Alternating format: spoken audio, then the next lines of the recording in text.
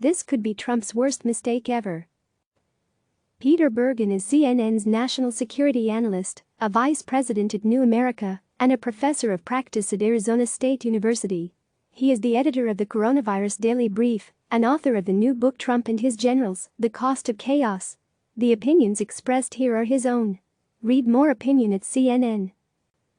The Trump administration has made any number of mistakes as it has grappled with the worst crisis since World War II. If it goes through with its plans to wind down its coronavirus task force around Memorial Day, that decision will surely rank among the worst.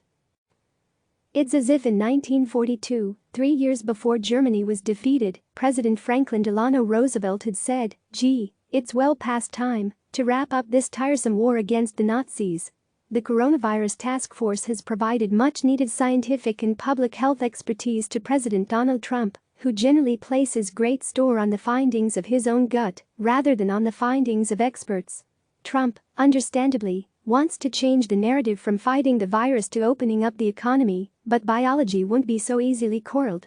Consider first the carnage yet to come caused by the virus. An internal Trump administration model suggests that there could be 3,000 deaths a day by June. Put another way, in a couple of months from now we may see the equivalent toll of a 9/11 attack every day in the United States. Michael Osterholm, a leading American infectious disease expert, estimates there could be 800,000 COVID-19 deaths in the United States over the next 18 months. That is Osterholm's low-end estimate. Consider also that there are swarms of unanswered questions about how to deal with the coronavirus, which won't be wished away by wrapping up the task force. As has been widely observed, there is a dearth of testing for the virus, despite President Trump's incessant claims to the contrary. According to the COVID tracking project, there have been more than 7 million tests performed, which is only around 2% of the American population. For normal life to return, a Harvard study recommends 5 million tests per day in the United States by early June and 20 million tests per day by mid-summer. The U.S. isn't anywhere remotely close to that goal. There is also a great deal of uncertainty about the efficacy of available antibody tests, which, if they were reliable, could at least theoretically allow those who are shown to have antibodies to the coronavirus to return to workplaces and to socialize normally. Meanwhile, it's not at all clear what immunity to the coronavirus actually confers.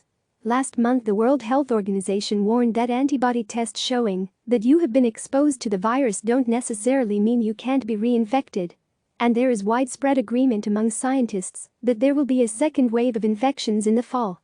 Trump's own Centers for Disease Control Director Robert Redfield angered the president when he told the Washington Post last month that this second wave could possibly be even more difficult than the one we just went through.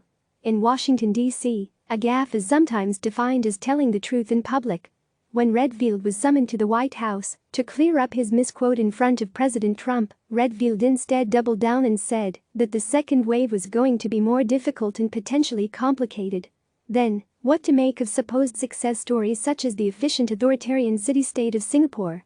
Singapore was held up as a model of how to deal with the coronavirus in March, but last month clusters of cases appeared in dormitories for migrant workers, and Singapore now has the most cases in Southeast Asia. Finally, while it's on paper possible that there will be a vaccine available by January, as Dr. Deborah Birx, the White House coronavirus response coordinator, told Fox News on Sunday, it's also on paper possible that Trump will finally get his fervent wish and be awarded the Nobel Peace Prize for his gone-nowhere diplomacy with North Korea. Don't bet the farm on either eventuality. England's chief medical officer Chris Whitty said publicly last month there is an incredibly small chance of having an effective vaccine for coronavirus by early 2021. It's these kinds of numerous unsettled issues about how to deal with the coronavirus that the Trump administration needs continuous expert scientific advice about. Trump has said Birx and others will continue to provide scientific guidance to him. But formally dissolving the coronavirus task force signals a lack of seriousness about the threat posed by COVID-19. Don't do it.